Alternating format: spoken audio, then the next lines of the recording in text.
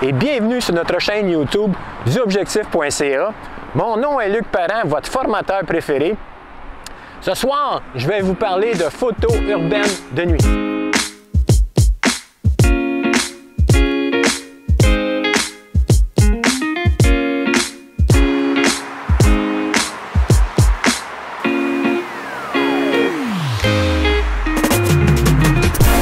Cette vidéo s'adresse aux photographes qui veulent tenter l'expérience de la photo urbaine de nuit ou tout simplement améliorer leurs photos de nuit. La première étape, vous l'avez deviné, il faut trouver un paysage urbain, comme on a ici présentement. Moi, je vous conseille de venir de jour pour voir les lieux, qu'est-ce que ça a l'air, se renseigner peut-être aux gens à savoir si c'est sécuritaire ou pas, et aussi peut-être venir avec deux personnes.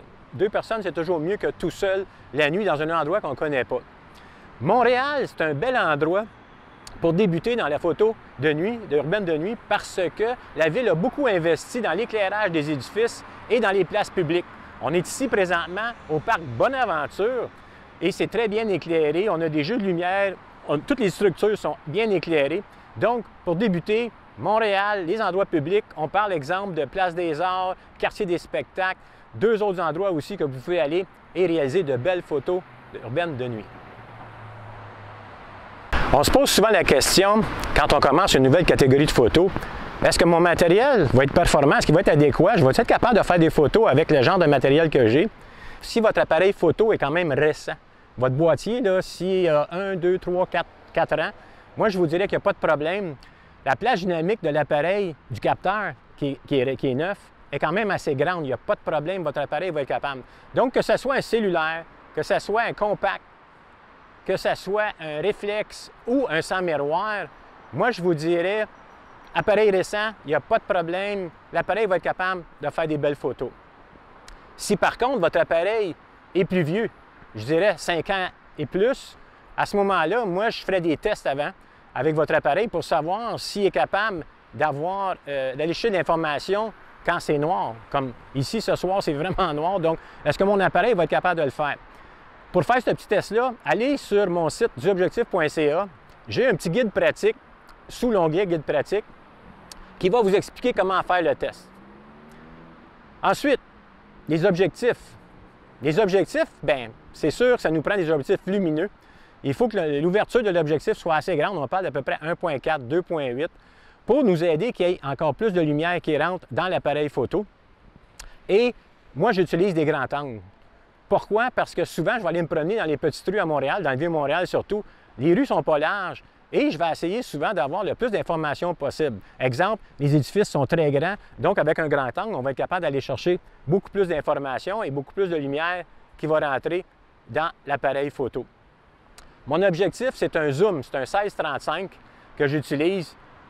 Pourquoi? Parce que j'aime ça, être capable de cadrer moi-même. Je ne veux pas être obligé de m'en aller dans le milieu de la rue pour prendre la photo. Je vais rester sur le bord du trottoir, puis je vais simplement zoomer pour avoir le cadrage nécessaire. Si vous avez des objectifs qui ne sont pas lumineux, genre F4, essayez-les pareil. Il va simplement falloir travailler avec des vitesses plus lentes pour laisser rentrer plus de lumière.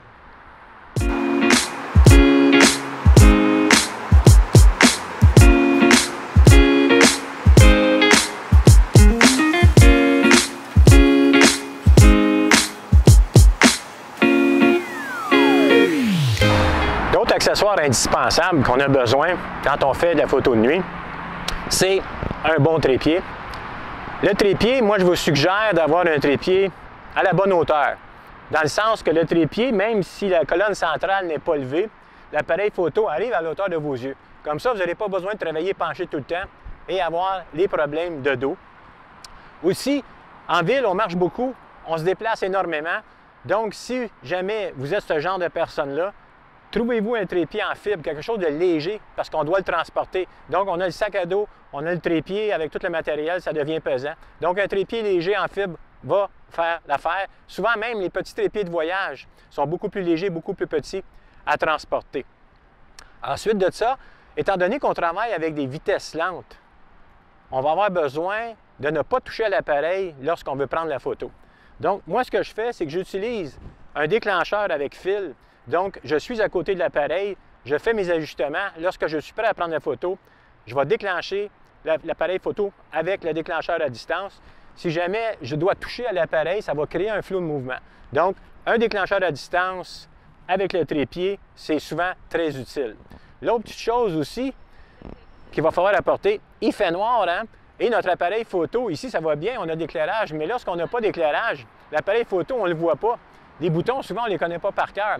Donc, on va avoir besoin souvent d'une lampe de poche pour éclairer notre appareil, pour savoir créer les réglages et les ajustements adéquats. Si jamais vous n'avez pas de lampe de poche, moi, je vous suggère fortement de vous acheter une lampe frontale qui va nous libérer nos deux mains. Donc, nos deux mains vont être libres pour être capables de travailler avec l'appareil. En même temps, si vous êtes capable d'avoir une lampe de poche à plusieurs intensités, et il y en a même qui viennent avec un éclairage rouge. Donc, l'éclairage ou la lumière ne viendra pas déranger la photo ou vos partenaires qui vont être de chaque côté de vous pour prendre des photos. Si jamais vous voulez profiter d'un photographe expérimenté, je donne des ateliers de photos urbaines de nuit. Vous avez simplement à aller sur le site duobjectif.ca, sous l'onglet Atelier, calendrier des ateliers, trouvez l'atelier qui vous intéresse avec la date qui vous intéresse, inscrivez-vous, ça va nous faire plaisir de vous rencontrer et de vous aider à faire de la photo urbaine de nuit. Donc, on a notre emplacement, on a notre matériel, on a les accessoires. Ce qui nous reste à faire, c'est d'ajuster les réglages de notre appareil photo. On va commencer avec la vitesse. La vitesse, très important. Lorsqu'on est en photo de nuit, il faut réduire la vitesse beaucoup pour que la lumière entre dans l'appareil photo. Donc, on va travailler avec des vitesses lentes. Si on est à un endroit où il y a beaucoup de lumière, on va travailler avec des vitesses genre 2 secondes, 5 secondes. Si jamais on travaille à des endroits, on fait de la photo à des endroits où c'est vraiment sombre, vraiment noir, à ce moment-là, on va travailler avec 20 secondes, 30 secondes. Ça va permettre justement à la lumière d'entrer et d'aller au capteur pour créer des photos. Ensuite, on va parler de l'ouverture. L'ouverture, ça dépend de ce que vous voulez faire, ça dépend de l'effet que vous voulez donner à vos photos. Est-ce que, comme ici, on a une profondeur de champ qui est quand même assez loin, donc on pourrait utiliser f11, mais aussi on pourrait descendre plus bas si jamais le sujet est plus près. Pour ce qui est des ISO, on les tient les plus bas possibles, hein? À moins qu'on travaille à main levée. Si on est obligé de travailler à main levée avec quelqu'un qui bouge, avec un sujet qui bouge, à ce moment-là, on est obligé de travailler avec des vitesses plus élevées, donc moins de lumière. Donc, on augmente les ISO avec du bruit dans nos photos. Mais la plupart des nouveaux appareils ont la fonction réduction de bruit qui enlève une bonne partie du bruit, ou on peut le faire aussi avec le logiciel photo.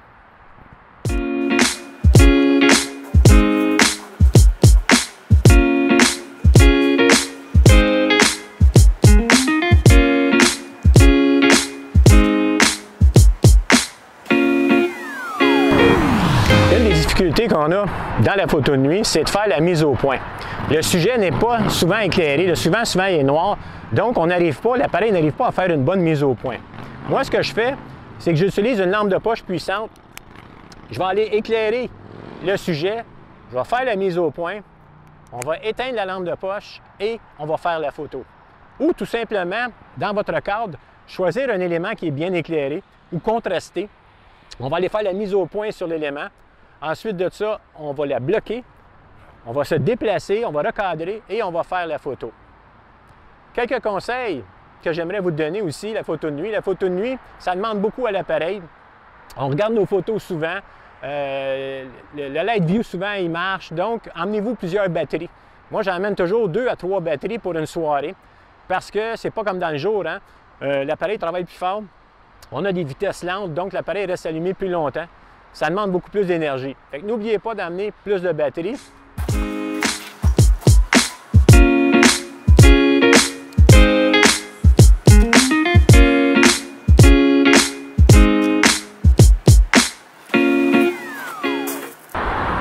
Et n'oubliez surtout pas de venir nous voir sur duobjectif.ca. On a le guide pratique, on a des ateliers qui vont vous expliquer comment faire des bonnes photos de nuit. Et surtout, amusez-vous à faire de la photo.